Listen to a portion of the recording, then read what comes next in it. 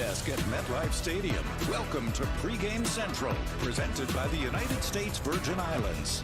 Visit the U.S. Virgin Islands, where you will fall naturally in rhythm. The Jets have an opportunity to get to 3-3 today. In order to do so, they're going to have to take down one of the NFL's elite teams, the Philadelphia Eagles. Welcome into Pregame Central. We are inside the tailgate zone. Eric Allen, Anthony Beck, Quincy Enunwa, and a man who played for both the New York Jets and the Philadelphia Eagles, Mark Sanchez. Mark, you're going to be called the game on Fox today. You were at One Jets Drive on Friday. Yes, sir. What kind of sense did he get from the Jets? Well, I think most importantly, we saw 2 weeks ago against Kansas City. They're down 17-0. They got nothing to lose, and it's, hey, Zach Wilson, you got to flip a switch. You got to be the quarterback and start cutting this ball loose. I thought the play sequencing really benefited Zach. I thought players made incredible catches. Garrett Wilson had to help out the quarterback, so it gave him a little confidence even though they lost, right? And they took that moral victory last week into the Hackett Bowl in Denver. And most importantly, to graduate to that next level, Zach's got to be more efficient in the red zone, and that's offense total. They can't get hit in the backfield on some of these runs. You can't have penalties that knock you out of field goal range, and you can't just settle for field goals, not against a tough Philly team like this. These guys are bruisers. They're tough. They're coming in to run the football, run it right down your throat, and they'll try and embarrass you on your home field if you're not ready for it. What has been different about Zach Wilson the last 2 weeks, starting with the Kansas City Chiefs, and he followed it up with a solid performance against the Broncos? Absolutely. I think it's starting to slow down for him a little bit, and you're just waiting for him to take that next step. Instead of completely aborting some of these plays and getting out to the side of the pocket, right and left, I want him to attack vertically. I want to see him attack this defense vertically, go steal some yards with your legs, go steal a first down or two, break that defense's back, and then let these guys play for you. Be the ultimate point guard. You don't have to go score 30 points. Give it to everybody else. Be an ultimate distributor. That's what he needs to do. What do you think about Breece Hall? His explosive nature. The guy, here's a stat for you. In games that he's had at least 15 carries, the Jets are 4-0. Yeah. Last week, he went off against the Broncos. And that was a statement for him, this team, the running game, the offensive line. But you know what's interesting? Holy smokes, is that Aaron Rodgers? That's Aaron Rodgers out there on the field right now. He's out of throwing his mind. spirals. It's got to be the Dolphins, whatever those Dolphins are going on or something, whatever's going on. I need whatever he's got. Dolphin but back to Breece Hall, I think when you go through a catastrophic injury like that, sometimes that can knock a guy's career off course. Yeah. This dude came back last week, ripped off a 70-plus yard touchdown run. For him, in between his ears, that's important. But more importantly, what it tells me about this team, you mentioned 15 carries, and this team ain't going to lose, right? For Breece Hall, whatever it is, that means you're not chasing points on offense. That means you're dominating up front. That means you have the ability to run the football, and that's what the Jets have to do. They got to flip the script.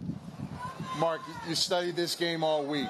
If you're game planning for the Eagles, for the Jets, I mean, give me one weakness that the Jets can attack on offense and defense today that needs to be done for them to have success against this team. Yeah, I think what you've seen from this Eagles offense is they've gotten a couple all-out pressures in the red zone, and their red zone hasn't been as sharp as it's been in the last couple years. I think if you can get some free runners and force Jalen Hurts into one of those situations where he's got to throw one up and just make him uncomfortable, I mean, we're talking about a tall task now because it rarely happens. The idea for the Jets defense, can you get Jalen Hurts to chase points? Can you establish a lead on offense and be up 14, 17 points and force this guy to throw it 50 times in a game? Because that's not the game the Eagles want to get into. Right. They want to dominate you from the first snap to the last snap, run the ball right down your throat, and then sprinkle in some of those big splash pass plays. Love it. You are watching Pregame Central. Right now we're watching Aaron Rodgers on the field. What do you make? What do you make of this, and what do you make of his goals? Because he said, I don't know if this is the impossible. Just because somebody hasn't done it before doesn't mean it can't happen. Yeah, I mean, understanding that logic, right? If you applied that to everything, well, nobody's done it, then where would we be, right? There'd be no progress in the world. So I understand that sentiment. But this is, once again, a tall order.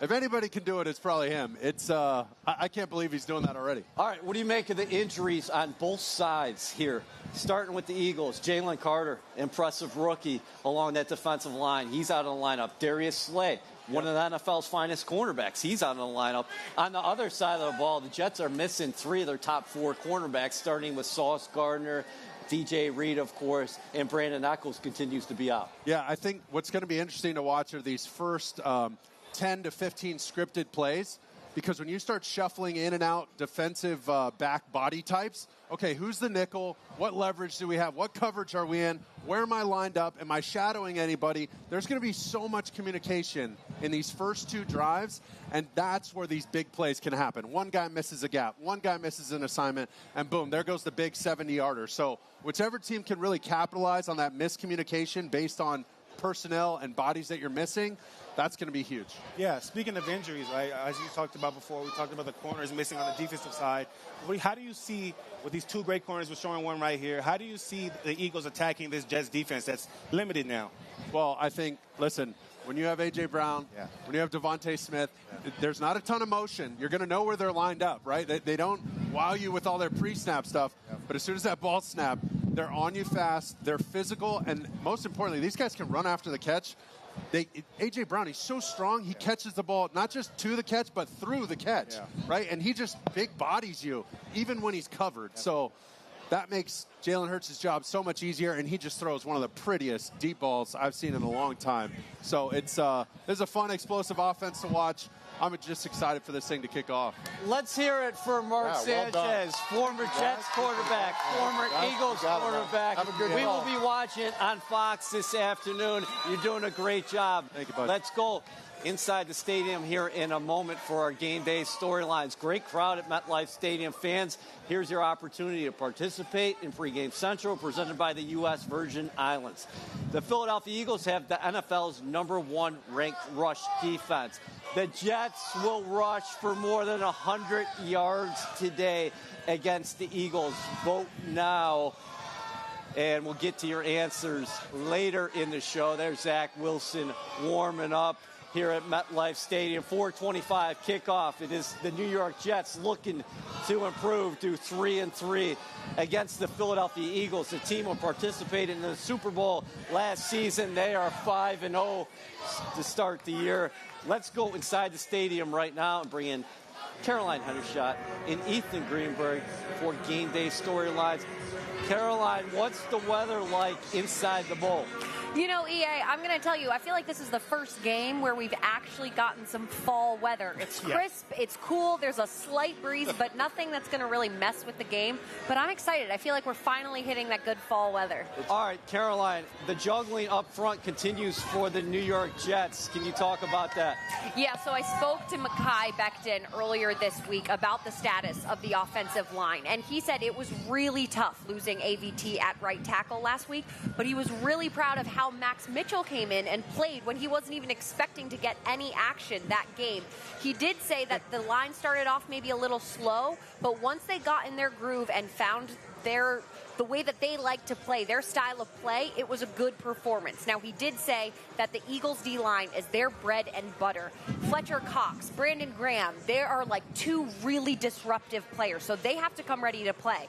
Now, facing the Jets D-line at practice all week definitely helps them prepare, and it makes the game easier, Mekhi said, but still it's going to be a big challenge that they're going to have to rise up to. Great stuff. Ethan, these 2 teams are familiar with each other. Back in 2021, what happened during that summer, and what were some of the memories for Jets players?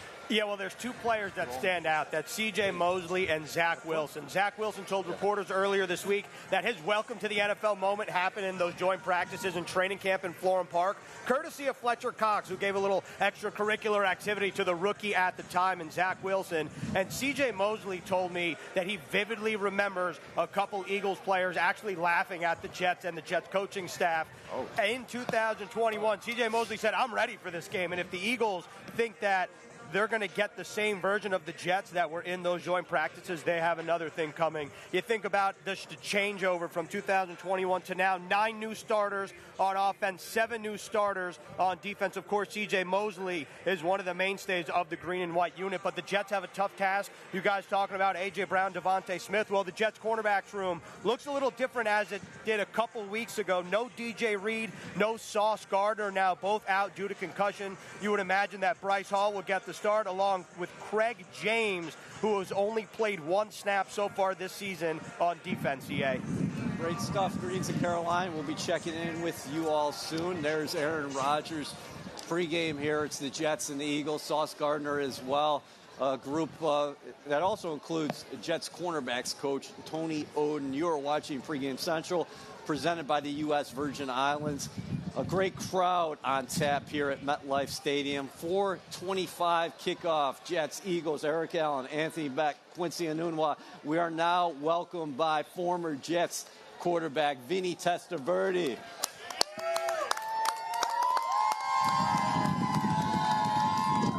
Vinny, great to see you. What do you make of what you've seen out there on the field today? Aaron Rodgers back. He's throwing the football out there. I'll tell you what, it's impressive to see him throw the football after just a few weeks out of surgery. I hope he can come back like he wants when he wants, and I hope obviously the team is in a position where he'll want to come back. For you, week 1, can you tell us what went through your mind when you saw Rodgers go down and then the 4th offensive snap, 3rd play overall against the Buffalo Bills? Yeah, it was obviously very disappointing for all Jets fans. I was here up in the stadium watching the game as well, and when he went down, I had a bad feeling, and we all learned that he tore his Achilles. We knew his season was pretty much over, but there's a lot of football yet to be played, and I think Zach has certainly improved from a year ago, and he just continues to get better and better with each week. Do you see the parallels between the 1999 season, especially the way it started? So coming into the season, there was a lot of high expectations of our team back in '99 going to the Super Bowl. We just had come off the loss of the AFC Championship game the year before, and the expectations were high. It was an exciting offseason to think we had a great chance to go to a Super Bowl. And first game back, I ruptured my Achilles. We had a couple other key injuries, and it was a tough year at 8-8. We announced Vinnie Testaverde is going to be on the show today. Quincy got a little taste of the harassment that I get from the fans saying, hey, Vinny, sign my ball, sign my hat. There's 2 significant differences between me and Vinny. One's a negative. Our weight significantly is different. He is not as large as I am. Well, there is a positive, though. He's a lot younger. What's the positive? He's better looking. He's going to tell you it's the gray. And he has less gray hair. So he's got a lot of good things going for him. Vin, you've been watching the games. Talk about, Zach's been a 70% passer the last 2 weeks, right?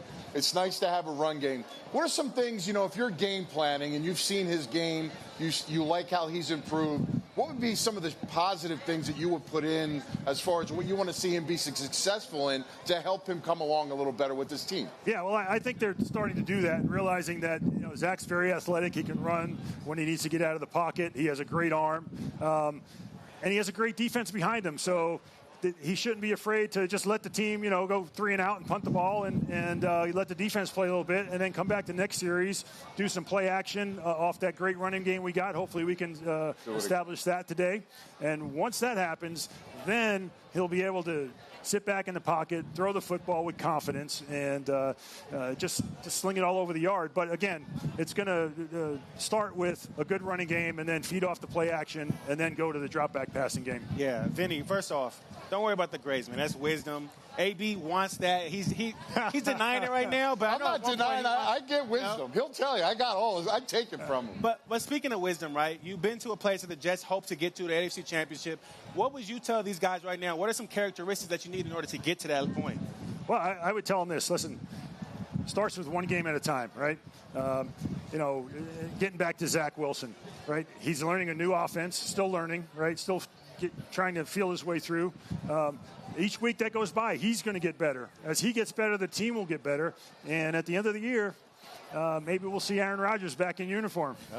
Vinny, as a quarterback, how much do you enjoy having the opportunity to throw on first down in terms of using the pass to set up the run? Yeah, I think it's important to be able to do that and to pick your spots. But, again, with where we're at, the Jets' offense is at right now in this stage of the season, I think it's important to establish that running game. And sometimes you have to do it on first down. Again, this team has the potential, the ability to win a lot of games. And if we can get this one today, it'd be a good start to the rest of our season. Absolutely. AB, it would be huge. Yeah, no, gigantic. I think, I always try to ask some of our former players that come up on the stage. And, you've played with some gifted, athletically phenomenal, talent-wise. He wants to throw himself in there. Yeah, is he talking about himself? Tight ends. Vinny, this guy's always talking about what he did at the combine. Tight ends in your career. I got to ask you, who was your favorite tight end in a Jet uniform? No hidden agenda here in this question. Oh, of course not. I remember a guy named Kyle Brady. Come on. Who else? Freddie Baxter. There's this young kid, Anthony Beck. He was pretty good, I thought he was going to say Jermaine Wiggins before he said, Wiggy. Hey, how about the Jets tight ends right now? I like this stable. You're talking about Tyler Conklin, C.J. Uzama. Jeremy Ruckert is a young kid who showed a lot of potential. Yeah, well, it's important to have good tight ends, not just one, but you need a few, especially if you want to establish the run. You need some good blocking tight ends, guys that can also run routes and catch the ball, keep the defense off balance. That's huge for an offense to have versatile tight ends. Like Anthony was. Man, I just need a plug once a week. Yeah. Tyler Conklin leads the National Football League third down yardage. Now that's the tight ends. You spoke a little bit about injuries in '99. Obviously, this year there's been a lot of injuries as well. You look at the offensive line. There's been a carousel, guys moving in and out. It's very similar to the last year. What do you think they can kind of do to kind of balance that, right? Because you want to run the ball, but you also understand that there's a lot of guys moving around, so communication is going to be a little bit more challenging. Absolutely. Especially, we talk about offensive line. If those guys can gel, the quicker they can gel and work together, the better you're going to be. I know a lot of the fans, we all like to see, the receivers, the running backs, but in order to win games, you have to have good line, good offensive line, good defensive line. That's where it all starts. And, I think our guys are getting better and better each week too. And, hopefully we can get by some of these injuries and get back to playing some really good football. Yeah. Then Aaron Rodgers obviously has been back in the building. He's rehabbing. Go back in time. Ray Lucas, a young quarterback, trying to find his way. Did a good job finished 500, 8-8. What was your role during that season? How were you able to, week to week, help him out during that season? Yeah, I remember talking with Coach Parcells after I got injured. I wanted to go to some of the road games, and at first he said, "No, I don't want you there. You're just going to be a distraction." And I said, "I want to go help our young guys and be more of a coach than I do anything else." Right. And he said, "As long as you're helping them, you're coaching them, you're good to go on the trips with us." And I was all for that. I would tell Ray, just take it one play at a time and don't force things. And getting back, we had a good defense back then too. And I told him, rely on that defense. If you get in trouble, let's go punt and live for another set of downs, and we'll see what happens on the next set. And good things started happening. Vinny, thank you so much for joining us today. I've always told people that Vinnie Testaverde, when he's 80 years old, will be able to wake up and throw that ball all over the football field. One of the strongest arms in the history of the National Football League. Well, Eric, I'm not that far from 80. I'm getting there, man. Great stuff, Vinny. Thank you so much. You guys. Appreciate it. Thank you. Fans, are you the ultimate Jets fan? Nominate yourself or someone you know for a chance to be a member of the 2023 Fan Hall of Fame class presented by Ticketmaster. Submit your nomination by November 7th at NewYorkJets.com/Fan Hall of Fame. Terms do apply. You are watching Pregame Central, presented by the U.S. Virgin Islands. We have had a great show, but Eric Allen, Anthony Beck, Quincy Anonwa, and now we're joined by Ralph Macchio. What's up? What's up out there? Ralph, the Hard Knocks experience. Can you tell us about it? The Hard Knocks was great. It was great. I didn't know that I was invited down to camp. Very excited. Obviously, this summer, all the moves, what we're expecting, these young players, Aaron Rodgers. So I was like, kid in the candy store. And then they said, would you mind if Hard Knocks, would you mind being on Hard Knocks? I was like, sure. And all of a sudden I get a message, Coach Saleh wants you to break down the huddle. So I'm like, what am I going to say? What's my inspirational speech? And so it was sort of improvisational. It was fun. Sauce called me out. I had to bark a few F-bombs back at him. and then it was a great bit and great to talk to the whole group. So excited about the season. Obviously a couple of curveballs every week. It seems like more curveballs. Speaking of Sauce, hearing that. So we got our work cut out for us. But any given Sunday, I'm excited to be here. Any given Sunday, you're right about that. We're looking at Sauce Gardner. There's Quinnen Williams. The Jets are going to have to step up to the plate against one of the finer offensive lines in the National Football League, the Philadelphia Eagles. What are your takes on the matchup? Because Ralph Macchio, you're not just a guy who's out there coming in once in a while. You grew up on Long Island. You are a diehard Jets fan. I'm diehard. I remember watching the Super Bowl with Namath. That's how young I am. Listen, I've been through thick and thin, and I'm an underdog guy. I've done pretty well being the underdog here and there. So I don't mind that, I don't mind that. So you need a few secret weapons. You need a few things to go your way. So we need that. We need the D to be the defense for 4 quarters. I'd like to have a quicker start out of the gate up on both sides of the ball. And, anything can happen. The wind. Just have the wind blow the right way for us too. So I'm excited with the opportunity. Right? I like that. He's asking for a quicker start. I get my pay docked if I say that on the show. Oh, God. He's got some cool. Rob, I got to ask you. You're kind of giddy. You shook Vinnie Testaverde's hand. 2 Italians. Yeah, I know. I was like, who's making the pasta? It's a big day for Italy out here. I love it. That is great. What would you think if the Jets got to 3-3 by the bye after everything that's happened? Yeah. That would be great. It would be beyond great. Even going in before the Monday night game and Aaron going down and all, you looked at the first 6 games here. There were not many pushovers. There never is, right? But, you're looking at Kansas City. You're looking at Buffalo. You're looking at Dallas. You're looking at Philadelphia. So, 3-3, if everybody's healthy, I would have been like, okay, that's now we just come in and we just run the table, right? And we get to Vegas somehow. But, wishful thinking. So, but right now, 2-4 is not where I want to be, but it's also not the end of the season.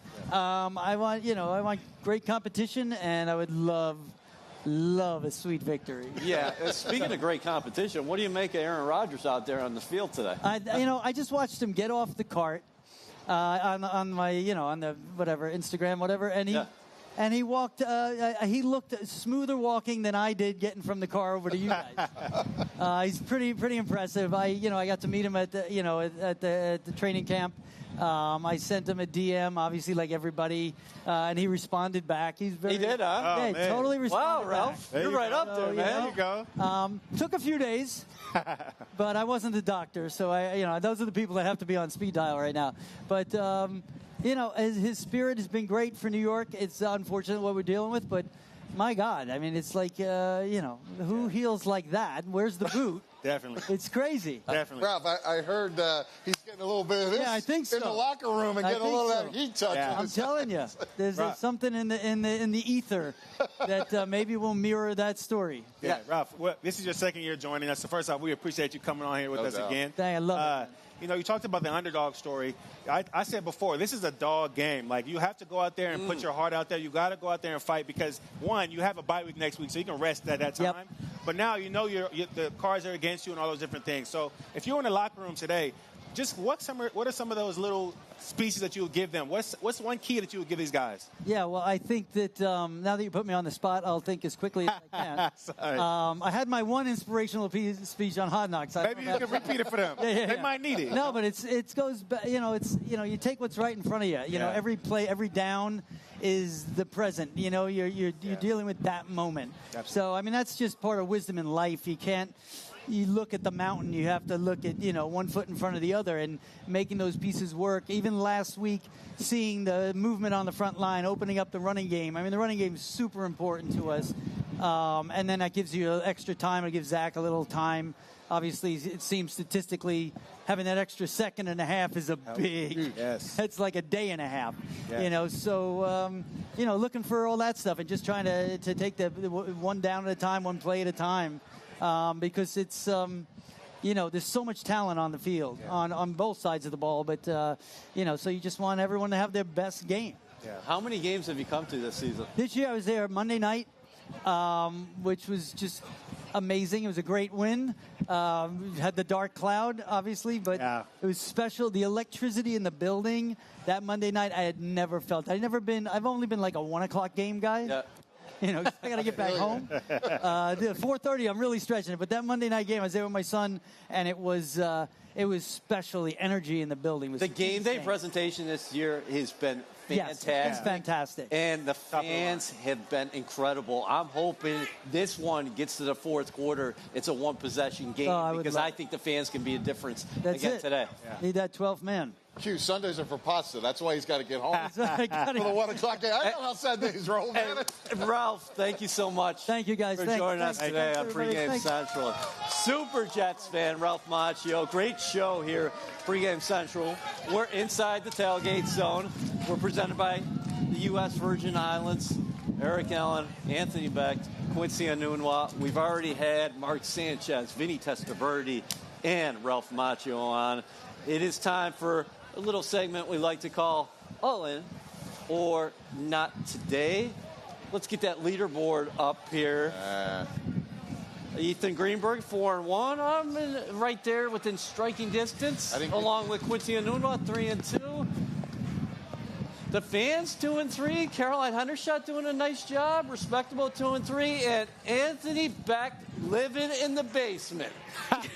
First of all, I thought I was getting the asterisks at 2 and 3 in this week, but no, I didn't get that. You guys decided against that. I like that. I'm going to put that on Caroline and Ethan over there. That they didn't allow that to happen.